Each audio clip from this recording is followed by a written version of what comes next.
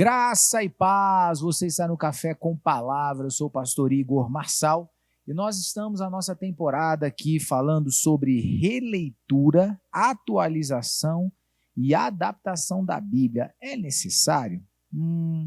Nós estamos conversando sobre isso. Nesse vídeo, nós vamos falar sobre o perfil de uma cristandade sem conhecimento das Escrituras, né? Então vamos bater um papo sobre isso comigo aqui, pastor Zait, junto conosco nesse debate, e pastor Tony também aí somando forças aí nesse momento. Então, turma, o ponto é, qual é o perfil, vamos falar de duas coisas, o perfil e as consequências, né? De uma cristandade, e aqui cristandade também já vai fazer um leque duplo aqui, que tanto eu estou falando de líderes, né, pessoas que estão envolvidas no contexto mais do serviço, das administrações, e também do contexto enfim, de toda a comunidade ali envolvida, né, sem, ou que não possuem, ou que não se dedicam ao conhecimento das Escrituras, né? E eu vou abrir aqui nosso papo, vou mudar um pouco a ordem aqui, eu vou abrir agora. Eu ouvi algo interessante que eu concordo plenamente. O humanismo, a gente tem uma série sobre isso aqui, falando sobre a ferida teológica da igreja, que é o humanismo. Só que o humanismo ele também trabalha com oferta e procura, né? Oferta e demanda. E uma pessoa comentou comigo algo que eu achei extremamente interessante e verdadeiro. Que, veja bem, durante um período de tempo, a primeira manifestação do humanismo foi pela proposta da teologia da prosperidade. Foi a primeira onda, certo? E por quê? Porque, via de regra, a gente via uma comunidade cristã ainda limitada no quesito finanças. Eram geralmente pessoas mais simples, eram geralmente pessoas assim, não tão abastecidas financeiramente. No início, quando tudo começou, esse processo de avivamento, ou melhor, esse processo de início do processo de teologia e prosperidade se deu num campus universitário. Então, o cara na universidade, né, não está ali no seu melhor momento financeiro, por assim dizer, né? O cara está ali lutando na faculdade e tal. Então, começou-se essa ideia, olha, Deus tem algo para nós, é a prosperidade, nós vamos ganhar dinheiro, nós vamos ser prósperos, nós vamos alcançar a riqueza. Porque era uma necessidade ali daquelas pessoas, uma necessidade assim, era um vislumbre para aquele grupo de pessoas que estavam ali. Então, foi essa aí a isca para alcançar adeptos a essa proposta teológica humanista. Só que chegou um tempo que esse tipo de proposta e esse tipo de busca levou, em especial, os líderes desses movimentos a uma condição financeira abastecida, né? E começou a conduzir as pessoas nesse tipo de ambiência aí. A ideia do mentorismo, a ideia do processo coaching, trazendo, melhor, do processo do triunfalismo e tudo mais. Só que aí o que acontece? Essas pessoas aí que agora, de alguma maneira ou outra, já entenderam algum aspecto sobre prosperidade, a gente viu muitos líderes e muitos ministérios enriquecer, não sei se os membros, né? Mas essa turma ganhou muita grana, mas começou a ver que outro problema começou a acontecer. Qual é? Os problemas emocionais. Porque como não tinha fundamentação bíblica, como não tinha uma construção de valores, pilares e fundamentos bíblicos, cristocêntricos, aquela pessoa começou a se encontrar perdida nas suas emoções. E a ideia do você vai ficar rico, você vai enriquecer, já não era mais, vamos dizer assim, o brilhar dos olhos, porque tudo bem, ser rico é legal, mas eu estou com depressão, eu estou com ansiedade, até porque tentei ficar rico e não dei conta. Tentei buscar e alcançar tudo isso que vocês prometem no púlpito e não aconteceu nada, e agora eu não sei lidar com a frustração. Agora eu não sei lidar com esse ambiente emocional que está estourando na minha cabeça. Então, a gente vê hoje essa anuância e crescimento dessa proposta evangélica, nem sei como é que eu chamo ela. Enfim, essa ideia teológica, humanista, problemática, que começou a surgir para trazer essa ideia de mentorismo. Não, 10 passos para você poder encontrar o seu equilíbrio emocional, né? Então começou a vertente do sinta-se bem, de, né, você é fofinho, você é o ponto fraco de Deus, você é o, né, Jesus no seu lugar, lá no Éden, Jesus pecaria também, então não fica triste não, chora aqui no meu ombro, porque até Jesus pecaria, você é muito especial, né? Deus escreve, você apaga, porque você é especial demais, não chora não, por favor, não se entristeça, não, você é aceito, você é amado, vamos deixar um ambiente bem fofinho para você, bem legal, vamos pintar a igreja de preto, vamos fazer mais show, vamos fazer mais bonito, para você se sentir bem. Então começou a vender esse pacote aí do sinta-se bem, né? E esse aí é um perfil de líderes e de uma cristandade tão vazia de conhecimento bíblico, tão superficial de conhecimento bíblico, que ele não consegue proteger as emoções, o psicológico dele, na Escritura. Ele não consegue encontrar na Bíblia o repouso para as suas emoções, né? O descanso que Jesus fala, né? Vinde a mim. Encontrar refrigério e descanso. Eles não conseguem encontrar na Escritura, por quê? Porque não conhece. E aí, essa indústria do sinta-se bem se faz.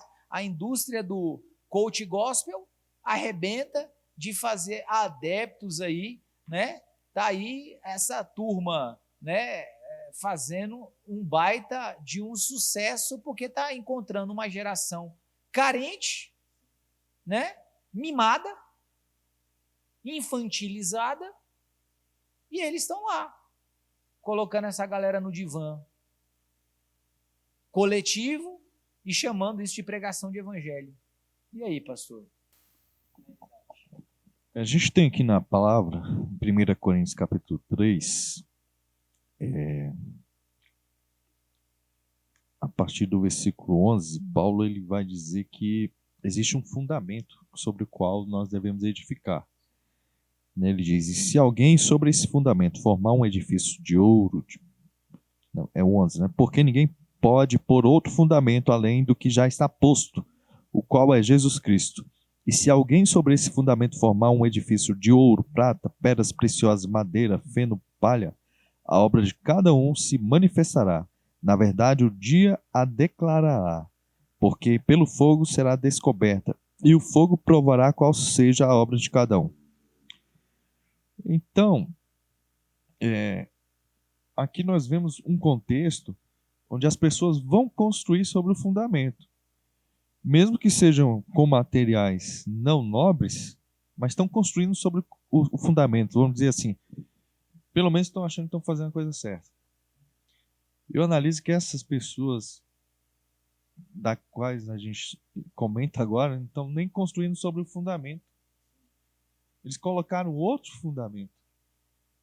E é humano, né? E tudo que o homem tenta construir, o seu pecado vai e destrói aqui na Terra. Eles estão recebendo, né,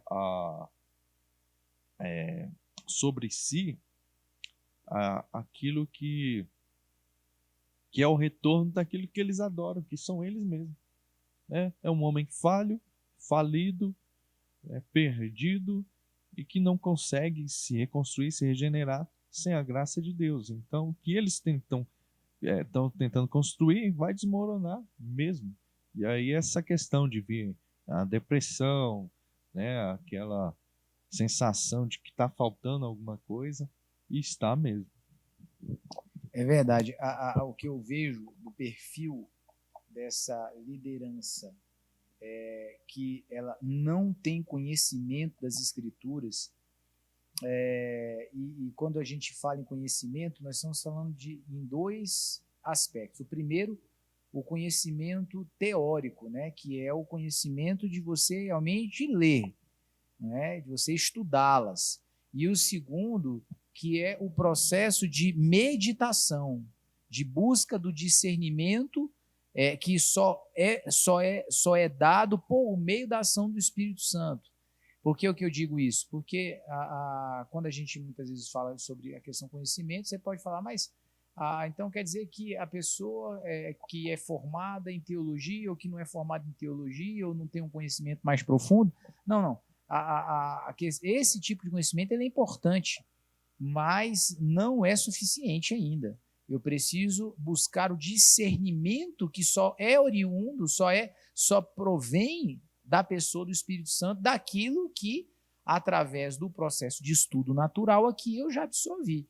E esse grupo de líderes, às vezes, não tem nenhum dos dois. Não tem nem o conhecimento teológico, não tem nem o conhecimento mesmo, sabe, dos processos da teologia sistemática e muito menos o conhecimento do discernimento oriundo da sabedoria que o Espírito Santo traz. Nenhuma coisa nem outra. E aí, o que acontece? Para onde isso caminha? Isso caminha para isso que o pastor Zaide falou, para edificação em outro fundamento, que não é Jesus. E aí eu volto para a minha fala inicial. É daí que a gente percebe a razão de uma cristandade, e quando eu falo sobre uma cristandade infantilizada, perceba que eu não estou falando isso com objetivo pejorativo, mas como uma evidência. É uma evidência. Por que infantilizada? Porque a gente não consegue encontrar essa paz, esse significado, esse sentido próprio, contido na Escritura. Então eu fico buscando qualquer outro. Então, como eu não conheço a Escritura, como o próprio profeta Oséias, lá no capítulo 6, já denunciava a falta da perspectiva de buscar conhecimento de Deus ali. Então, eu perco o propósito. E quando eu não tenho eu aceito qualquer um que me derem. Então, é por isso que as pessoas são tão facilmente manipuladas. Não, ser servo de Deus é você prosperar e ganhar dinheiro. E você acredita nessa baboseira. Por que acredita? Porque não tem conhecimento da Escritura. Por não conhecer o real propósito de Deus, eu aceito qualquer um que me dão. Né? Aí eu entro nessa linha do evangelho do sinta-se bem. Não, Jesus está feliz comigo, mesmo que eu esteja praticando toda a sorte de pecado, porque o que importa é a minha sensação, é o meu sentimento. O que importa é eu sentir-me, sabe, com Deus, independente da minha conduta pecaminosa. Eu não estou dizendo que o meu pecado ele gera uma separação eterna. Não. Jesus já foi à cruz e morreu e ressuscitou por nós. Através do arrependimento, eu posso alcançar novamente esse lugar nele. Mas entenda, esse é um processo que me habilita a continuar no erro, não. Sabe? Ele perdoou meu pecado, ele lançou por terra, mas eu tenho que abandonar. Não é continuar fazendo, não. Jesus, ele me ama do jeito que eu sou, do jeito que eu faço as coisas. Ele ama você. Só que ele não concorda e não vai conviver com você se você continuar com essa mesma conduta e prática. Vai chegar um momento que a graça vai acabar e o seu tempo de arrepender-se e traçar uma nova rota vai terminar. E aí já era. Você perdeu tudo. Você perdeu o seu tempo indo para a igreja, você perdeu o seu tempo acreditando que era evangélico, você perdeu sua salvação, porque você não vai para o céu mais, você perdeu a oportunidade de casar com Jesus, você vai ficar aqui.